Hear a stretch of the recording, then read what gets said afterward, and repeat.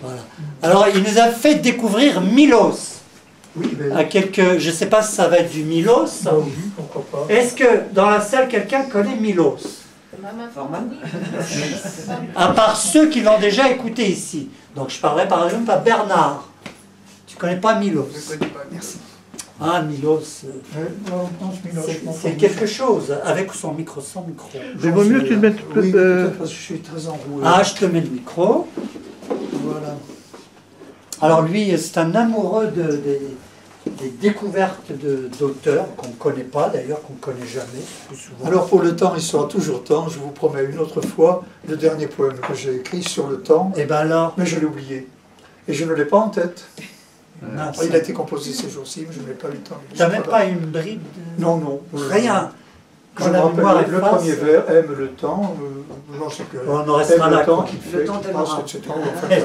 Aime le temps et le temps t'aimera. Voilà, c'est voilà, ça. voilà, voilà. Bon, eh ben, écoute, Bon, on t'écoute.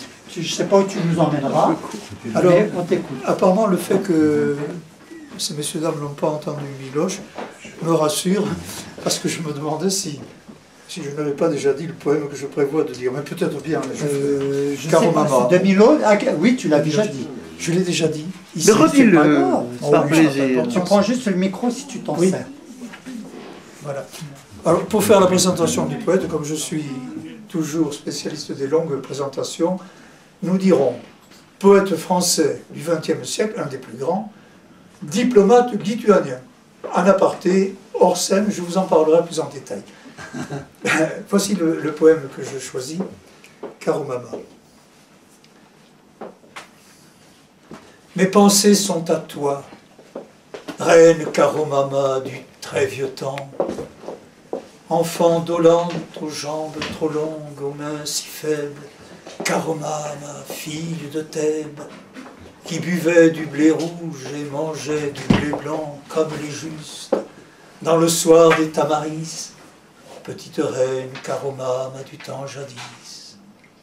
Mes pensées sont à toi, reine Caromama, dont le nom oublié chante comme un chœur de plainte, dans le demi-rire et le demi-sanglot de ma voix, car il est ridicule et triste d'aimer la reine Caromama, qui vécut environnée d'étranges figures peintes dans un palais ouvert tellement autrefois. Que faisais-tu de tes matins perdus, dame Caromama, vers la raideur de quelque dieu chétif à tête d'animal? Tu allongeais gravement tes bras maigres et maladroits, tandis que des feux doux couraient sur le fleuve matinal. Ô Caromama, aux yeux las, aux longs pieds alignés aux cheveux torturés, morte du berceau des années, ma pauvre, pauvre Caromama. Et de tes matinées, qu'en faisais-tu, prêtresse savante? Tu taquinais sans doute tes petites servantes, dociles comme les couleuvres, comme elles, indolentes. Tu comptais les bijoux, tu rêvais de fils de rois sinistres et parfumés, arrivant de très loin, de par-delà les mers, couleurs de toujours et de loin, pour dire salut à la glorieuse Caromama. Et les soirs d'éternel été, tu chantais sous les sycomores sacrés, Caromama, fleur bleue des lunes consumées. Tu chantais la vieille histoire des pauvres morts qui se nourrissaient en cachette de choses prohibées. Et tu sentais monter dans les grands soupirs tes seins bas d'enfants noirs, et ton âme chancelait d'effroi. Les soirs d'éternel été, n'est-ce pas, Caromama? Un jour, a-t-elle vraiment existé, Caromama?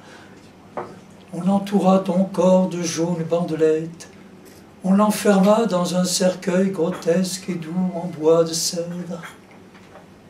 La saison du silence effeuilla la fleur de ta voix.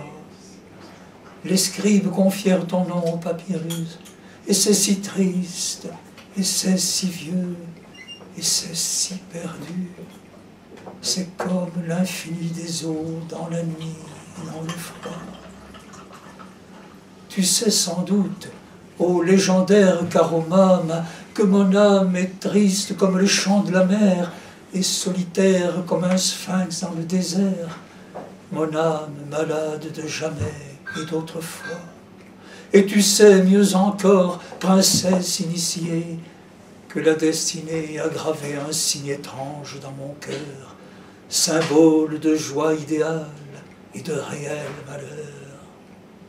Oui, tu sais tout cela, lointaine Caromame, malgré tes airs d'enfant que sut éterniser l'auteur de ta statue, polie par les baisers des siècles étrangers qui vécurent loin de toi. Je te sens près de moi, j'entends ton long sourire chuchoter dans la nuit. Frère, il ne faut pas rire. Mes pensées sont à toi, reine Caromame.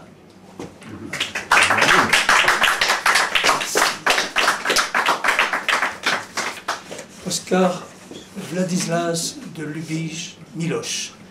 Merci. 1867-1939. Non. Hein? Un autre ou non? C'est un très court, De Miloš. mais j'aimerais bien que tu parles là. Pendant le micro, oui. Ça aurait été bien. Là, c'est merveilleux comme poésie. Hein. Oui. J'adore Miloš. On va prendre surtout que puisque je Bah, suis si là. tu peux vraiment parler dans le micro. Oui. Voilà. Ah, voilà. N'aie pas peur du micro. Voilà, Voilà. c'est ton ami. Oui. C'est ton ami. Le micro. Souviens-toi la chanson. Comment veux-tu que je Oui, t'amplifie? d'accord. Que je t'amplifie. D'accord, on ne dit pas la suite. Et surtout que, Allez, on y va. et surtout que demain n'apprenne pas où je suis. Les bois sont pleins de baignoires. Ta voix est comme un son de lune dans le vieux puits où l'écho de juin vient boire. Et que nul ne prononce mon nom là-bas en rêve. Les temps sont bien révolus. Ta voix, comme un tout petit arbre malade de prime sève, et ta blancheur en robe sans plis. Et que les ronces se referment derrière nous, car j'ai peur du retour.